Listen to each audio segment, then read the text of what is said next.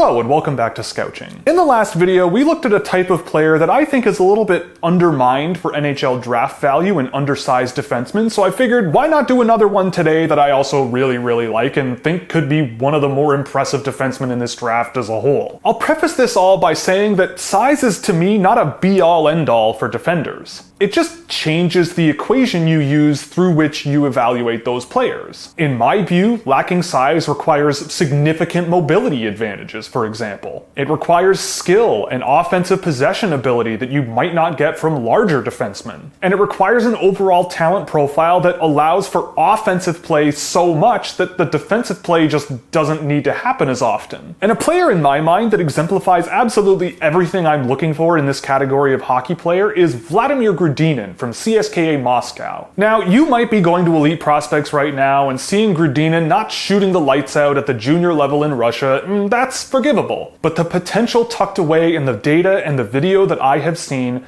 leads me to believe that he is one of the more underrated defensemen in this entire draft class. And I tracked data largely outside of the MHL games that he played this year, and he was driving really good results and had some really impressive moments, even at levels as high as the KHL when I saw him. And defensemen don't really tend to step up into the middle of the ice as often as, say, a forward does, but for Vladimir Grudinin, he's a guy who does this at a top 10 level amongst defensemen I've tracked, and again, mostly outside the MHL level. He also sat top 15 amongst defensemen I've tracked when it comes to pass completion, dangerous shots against per 60 minutes, and controlling offensive transitions. And all of this led to what I would consider an excellent shot attempt differential. So to me, Grudinin is a player that just exemplifies the importance of mobility in hockey. I wouldn't say there's an A-tier, high-end speed stride to his game when he's in full flight moving up the ice, but of all the defenders in this year's draft, I think he's one of the more agile four-way skaters that you're gonna find, period. This allows him to create space, step into the space that he creates, and make those passing lanes a lot easier to execute on, which drove a lot of his really good pass completion percentages. And I only track 5-on-5 data, but the potential for Vladimir Grudinin to run a power play at the next level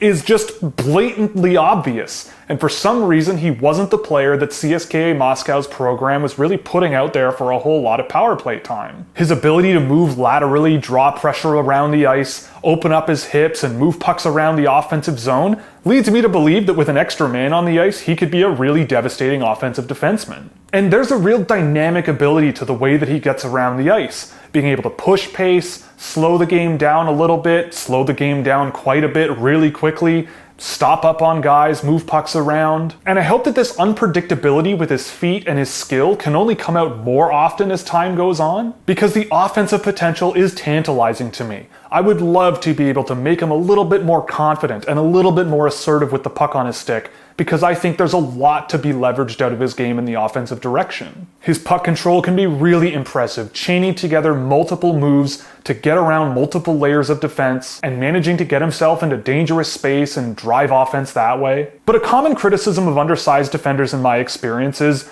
they can't play defense. And while there are some concerns we'll go over before the end of this video, overall, when it comes to defense, I'm not particularly concerned about Grudinin's projection. Grudinin's mobility allows him to just be an excellent pursuit defender along the boards. Guys can change direction on him and he's still there. They can change direction again, there's Vladimir. They change direction again, there he is. He just constantly keeps his feet moving, chasing down players, applying pressure, and doing whatever he can to keep guys out of dangerous space. He can constantly follow play very well, adapt to changes in the flow of the direction of the game, and even if his execution on breakouts on those turnovers in the neutral zone aren't perfect all the time, he does still drive really good results in this area, in my opinion. And this is a player that I think previously profiled player Tyler Duke should really be looking at for when it comes to exploding out of pivots and closing gaps really quickly in the neutral zone and getting involved. And I think that that's a huge driver of what gave Vladimir Grudinin a really high rate of defensive transition involvement. And similar to Tyler Duke, he's a player who's not afraid of stepping up into the offensive zone and snuffing breakouts out before they happen. And he can lead with his stick first and get ready to adapt to get pucks into space if he does manage to have the puck on his stick. And I will admit that strength is a concern and it will factor into his development, but he at least tries, and in my view has at least moderate success when it comes to clearing pucks out from in front of the net, or grinding play along the boards. It's not perfect, but I think with all the pros in his game, it all kind of comes out in the wash. He can get low to the ice, box out aggressive opponents on forechecks, cut into the middle of the ice, and just use his speed to gain an advantage on breakouts. But he does lack a high-end gear of speed, and on defensive rushes, if he does lose a step, it is still pretty difficult for him to close those gaps and get back involved in those back checks.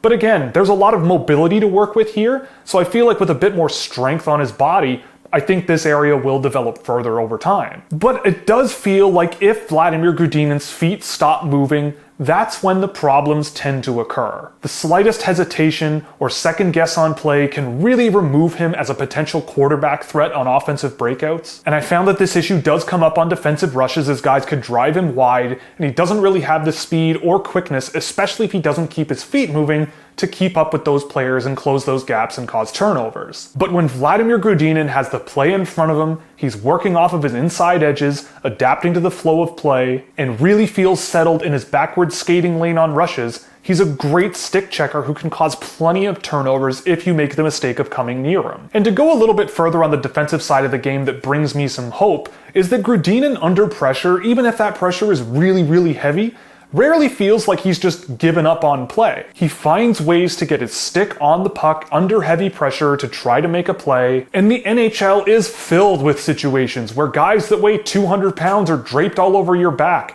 and the puck's bouncing around and no one really knows what's going on, and all it might take to create a scoring chance is just getting your stick on the puck first. And Grudinin is a player who doesn't give up in those situations and did so in a few situations I caught. So like I said off the top, some of you might be looking at his Elite Prospects page and wondering where all the production is. And yes, some of it is due to a lack of power play usage, and his even strength scoring rates were pretty reasonable in the MHL for a defenseman. But I did see that on some situations when he's quarterbacking breakouts, he kind of got a little bit of tunnel vision moving pucks up the ice and could pass pucks into no man's land or directly to opponents, even when there were safer and clearer pass options that might just have meant passing behind him rather than in front of him. But the thing to keep in mind with Vladimir Grudinin is the potential of his offensive game, especially as a quarterback moving pucks up the ice. He's a great skater, he's extremely mobile and more than competent defensively, and the flashes of offense that I saw are more than enough to make me interested in him. So the best part of Vladimir Grudinin's game to me is just the general offensive upside. Grudinin didn't score a ton this season across every level he played at,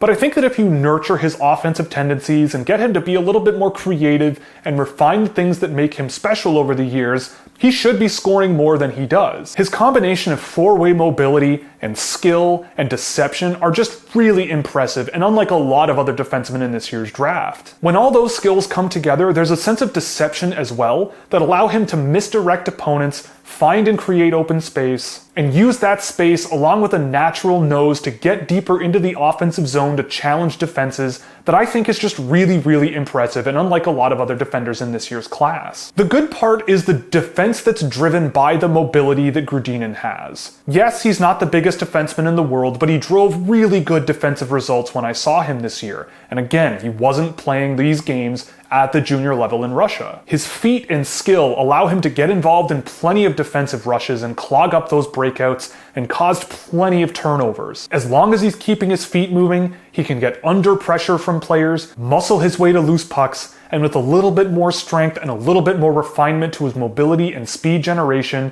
there could be a really impressive defensive player here that doesn't need to play physical all the time. And I hope that with these improvements, he can close those gaps laterally defensively better and remain a good pursuit defender against faster forecheckers with the puck. So the signs are bright here that he should at least become a competent defender at the next level, because he's not that far off from that as of right now, even at the KHL level, so I'm really hopeful that this area continues to get better. The not so good part is kind of hard to identify, but I did notice that there was just consistency issues with his defensive game. And to me, this is a make or break area of his game, just like it is with any other undersized defenseman that I've ever seen. The NHL is fast and physical all of the time, and if Grudinin falls a step behind and can't get back into the flow of play and be that pursuit defender I've seen him be, it will be an issue for coaches to trust him in defensive scenarios. And as mentioned, sometimes the issues with him tracking play laterally with fast players with the puck was a bit of an issue and will need to be rectified. And that lack of a real high-end speed means that when he does pinch up from the offensive blue line, he's really got to make it count, because when it doesn't,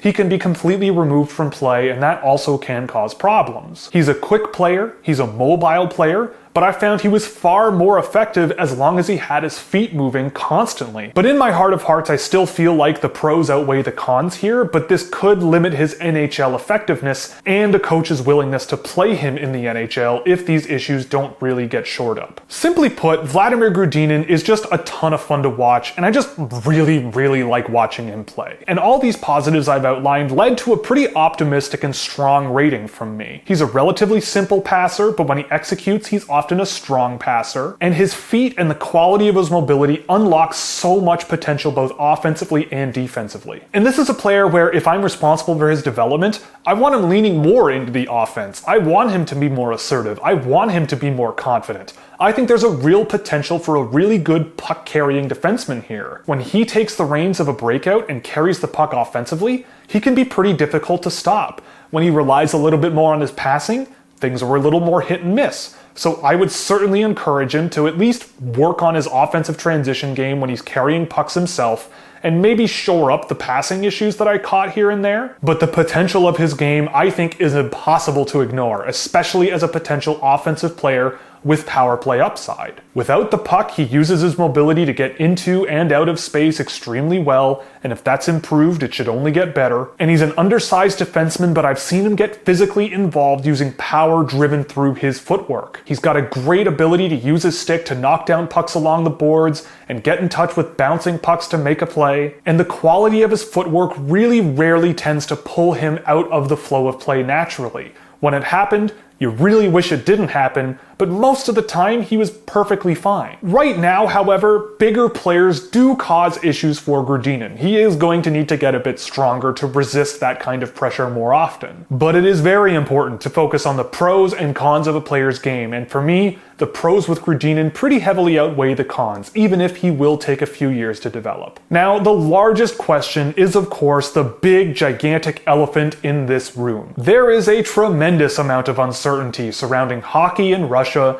and just Russia in general right now. And from what I have heard and seen, NHL teams have wildly varying philosophies on how to handle this situation as the draft approaches. Some are not very interested in drafting Russians at all right now, some think it's business as usual, and some, including myself, believe that considering how much things have changed in the last month in the world, we'll see where we're at in 3 months and continue to evaluate these players as if nothing were going wrong. And to me, what would be very interesting between now and the draft is if any NHL teams are reaching out to local governments, federal governments, or any outlet of any kind to try to get these players out of Russia. But that's a major factor that I just don't have any insight into right now. And if during the draft, the uncertainty and volatility surrounding the situation in Russia and Ukraine causes Vladimir Grudinin to fall down draft boards towards the end of the draft, then I think you could just draft him and see what happens over the next little while, because I think he's that good. And an upside of drafting Russian players is that you maintain their rights relatively indefinitely. So if the next few years are, let's say, a little rough over there,